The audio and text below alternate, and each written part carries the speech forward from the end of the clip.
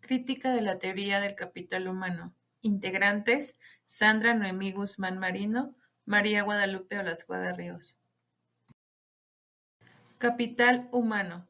Se aborda un recorrido de la teoría del capital desde sus inicios en la posguerra hasta estudios recientes, centrándose en el análisis y el papel de la educación, en la formación del capital y la referencia entre capital humano y desarrollo. En este contexto, el llamado capital humano ha adquirido un papel cada vez más relevante, en particular a partir del surgimiento de la teoría del capital en la segunda mitad del siglo pasado, con los trabajos pioneros de Theodore Schultz y Gary Becker. La teoría del capital humano desde sus orígenes hasta nuestros días sigue siendo una visión conceptual influyente en el marco de la globalización, porque concibe a la educación como una inversión que genera utilidad en el futuro y que favorece de diversas formas al crecimiento económico, calificación laboral, producción, técnica, investigación, movilización física y optimización de la movilidad funcional. Ahora bien, la teoría del capital humano ha recibido múltiples críticas, sobre todo en el sentido de no aportar elementos lo suficientemente sólidos para saber en realidad su contribución al desarrollo de las economías de los países. Las principales críticas, según Fermoso, 1997, son las siguientes.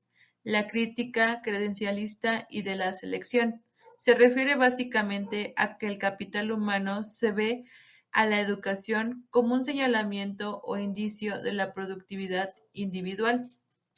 Crítica de Schaeffer señala que la economía tiene muy poco que ganar y mucho que perder con la aplicación del concepto del capital humano, porque resulta muy difícil calcular satisfactoriamente el rendimiento económico de la inversión en seres humanos.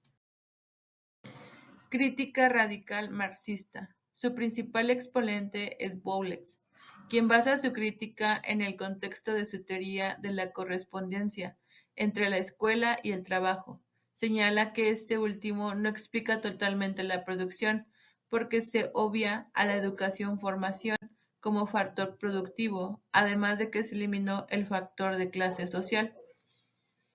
Teoría institucionalista.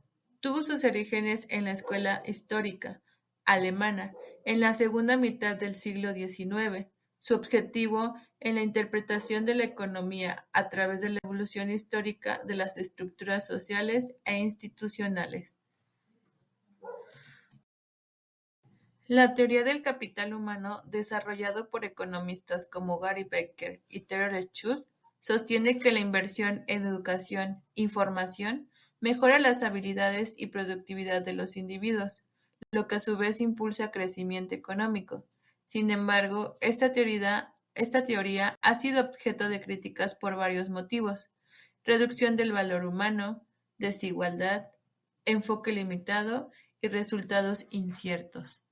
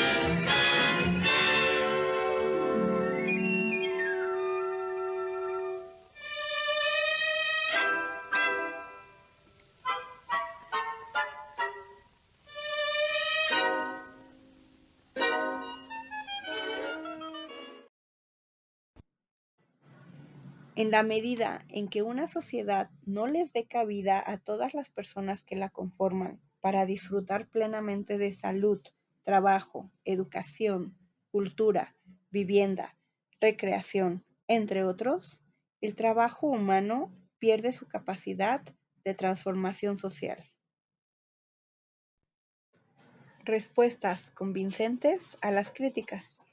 Baugh dice que para que un programa de investigación científica sea abandonado, se necesitan refutaciones repetidas, una embarazosa proliferación de ajustes ad hoc encaminados a evitar estas refutaciones y, lo más importante de todo, un programa rival que trate de explicar los mismos hechos mediante un entramado teórico diferente, pero igualmente poderoso. En este sentido, el programa rival del capital humano es la hipótesis de la selección o credencialismo, que está ligado con la teoría de los mercados duales de trabajo. Conclusión. Aunque la teoría del capital humano ha sido fundamental para entender la relación entre educación y economía, es importante considerar sus limitaciones y críticas para desarrollar políticas más inclusivas y holísticas que promuevan el bienestar general de la sociedad.